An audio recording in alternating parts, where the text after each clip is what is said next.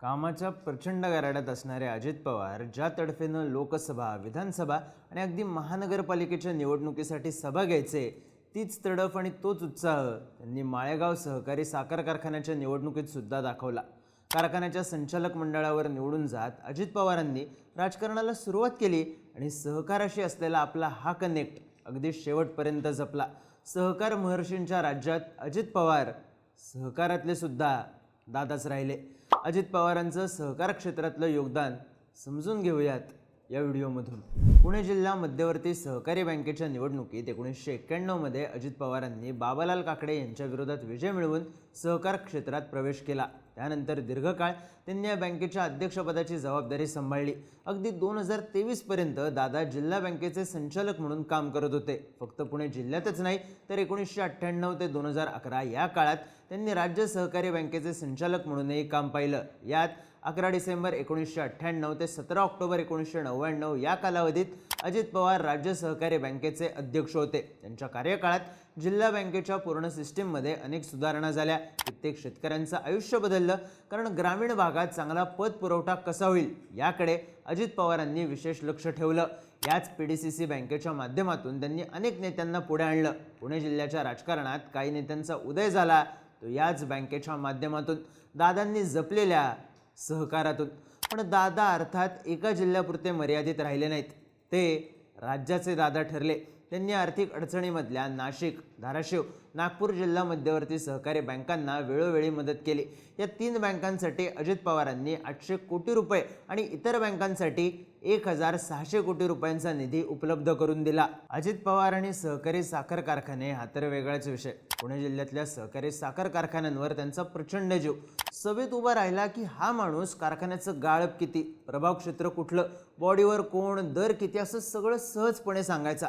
डोक्यात अनेक वर्ष हा विषय आकड्यांसकट घोळत असल्यानं हे दादा सगळं हक्कानं मांडायचे। माळेगाव, जरंडेश्वर आणि छत्रपती हे तिन्ही कारखाने तर त्यांच्या विशेष जीवाभावाचे। या कारखान्याचे इलेक्शन असो किंवा या कारखान्याची कामं, दादा जे काही करायचे जीव तोडून करायचे। अर्थात इथे ते कारखान्यांच्या राजकारणापुरते लिमिटेड राहिले नाहीत। कारखान्यांना, शेतकऱ्यांना संस्थांच्या माध्यमातून बळ देता येईल हे ओळखून साखर महासंघ, वसंतदादा शुगर इन्स्टिट्यूट या संस्थांच्या माध्यमातून त्यांनी कित्येक कारखान्यांना पुन्हा उभारी दिली। वसंतदादा शुगर इन्स्टिट्यूटच्या उभारणीसाठी सुमारे 600 एकर जागा, जमीन सुधारणा, VSIच्या बिल्डिंगचं डिझाईन अशा प्रत्येक गोष्टीकडे त्यांनी बारकाईने लक्ष दिलं। हे कधीच दिखावा म्हणून किंवा मतांची बेरीज करण्यापुरतं केलं नाही। मुंबईत कॅबिनेट मीटिंग असताना VSIसाठी नागपूरमधल्या जमिनीची पाहणी करण्यासाठी ते सकाळीच पोचले, पाहणी केली आणि पुन्हा मुंबईला आले। सहकाराशी त्यांची नाळ जोडली गेली होती ती अशी।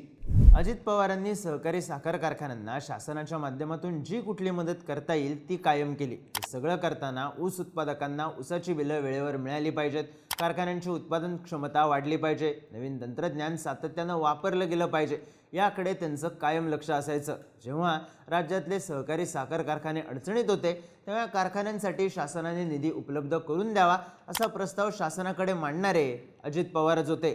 सरकारकडून हा निधी मिळाल्यानंतर निधीचं नियोजन कसं करायचं हे सुद्धा अजित पवारांनी चाखून दिलं। या निधीमधून कारखान्यांच्या जुन्या कर्जाची पुनर्रचना, इथेनॉल, वीज निर्मिती, डिस्टिलरी अशा प्रकल्पांना बळ देण्यात आलं। कारखान्यांची विस्कटलेली घडी पुन्हा बसवण्यात आली। शिल्पकार अर्थातच सहकारामधले दादा होते। दादा आणि ऊस उत्पादक यांच्यातलं नातं आणखी पक्क करणारा निर्णय म्हणजे AIचा वापर। AI तंत्रज्ञानाच्या माध्यमातून ऊस उत्पादन वाढवण्यासाठी त्यांनी काही महिन्यांपूर्वीच शासनाकडून 500 कोटी रुपयांच्या निधीची तरतूद करून घेतली होती। याचा लाभ ऊस उत्पादक शेतकऱ्यांना मिळायला लागला होता। बारामती त्याची उदाहरणं सुद्धा दिसून आली। हायटेक तंत्रज्ञान शेतकऱ्यांपर्यंत पोहोचलं पाहिजे आणि त्यातून बदल सुद्धा घडून आला पाहिजे यावर अजित पवारांचा कायम भर असायचा। आपल्या कारखान्यात मिळणारा ऊसाचा दर ते छातीत ठोकपणे सांगायचे, पण त्यावेळी इतर कारखान्यांमधल्या राजकीय सहकाऱ्यांना राजकारण वेगळं, व्यवसाय वेगळा आणि सहकार वेगळा सांगायला सुद्धा अजित पवार विसरायचे नाहीत। अजित पवारांचा सहकारावरचा होल्ड फक्त साखर कारखान्यापुरता नव्हता, दूध संघ आणि बाजार समित्यांवरही त्यांचं बारीक लक्ष असायचं। कुठं काही चुकीचं घडत असल्याचा अंदाज आला आणि त्यात भल्या आपल्या जवळचा सहकारी असला तरी स्टेजवरून त्याची कान उघडणी करायला पुढे मागे न बघणारे अजित पवारच होते। कृषी उत्पन्न बाजार समित्या, सहकारी दूध संघ आणि इतर सहकारी संस्थांच्या सक्षमीकरणावर त्यांनी कायम भर दिला. या संस्थांमधून ग्रामीण भागात उद्योजकता वाढली पाहिजे, तरुण मुलांना थेट रोजगार मिळाला पाहिजे, याकडे त्यांचं बारीक लक्ष असायचं. पुणे जिल्ह्याच्या राजकारणाच्या केंद्रस्थानी येणाऱ्या कृषी उत्पन्न बाजार समितीच्या उभारणीत अजित पवारांचा मोलाचा वाटा आहे.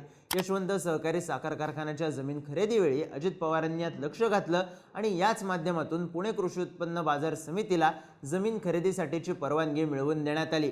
पण ही परवानगी मिळाल्यानंतर मुद्रांक शुल्काचा विषय होता. ही गोष्ट आधी अजित पवारांच्या कानावर घालण्यात आली आणि त्यांनी मुद्रांक शुल्क माफीचा विषय थेट मंत्रिमंडळाकडे मांडला आणि मंजुरी मिळत नाही तोवर पाठपुरावा सुद्धा केला. शेतकरी, व्यापारी आणि ग्रामीण भागातला सामान्य माणूस अजित पवारांनी सहकारी पतसंस्थांच्या माध्यमातून सुद्धा जपला. सहकारी पतसंस्थांमधल्या ठेवींना विमा संरक्षण देण्यासाठी अजित पवारांनी 100 कोटींच्या निधीची तरतूद केली होती.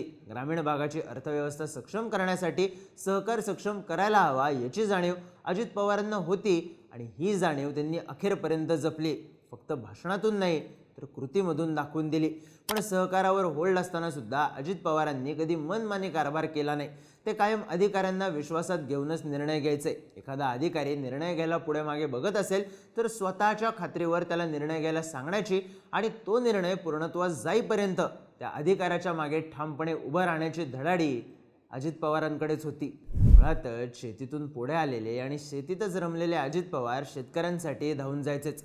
राज्यापुढच्या आर्थिक अडचणी बघता कर्जमाफी करता येणार नाही असं जाहीरपणे सांगणाऱ्या दादांनीच आपल्या कार्यकाळात शेतकऱ्यांना 32,000 कोटी रुपयांची कर्जमाफी दिली.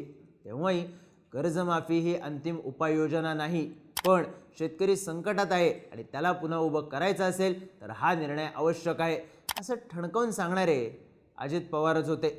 महाराष्ट्रातल्या शेतकऱ्यांना कृषी पतपुरवठा करणाऱ्या पॅक्स सोसायट्यांसाठी आधी रद्द झालेलं गटसचिवांचं केडर पूर्ववत करण्याचा निर्णय अजित पवारांनी घेतला आणि राज्यातल्या 7,000 गटसचिवांना केडरचा दर्जा मिळाला. इथंही रोजगाराचा विचार केला, इथंही लोकांना थेट लाभ होईल याची काळजी घेतली.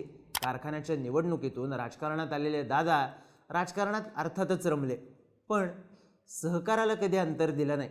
ते सहकार कळालेले, सहकारासाठी झटणारे दादा होते हा शब्द म्हणायला जड जातो, अडचण वाटते. पण आता याच अडचणी दूर करायला अजितदादा नाहीत ही वस्तुस्थिती मात्र पचवावी लागते.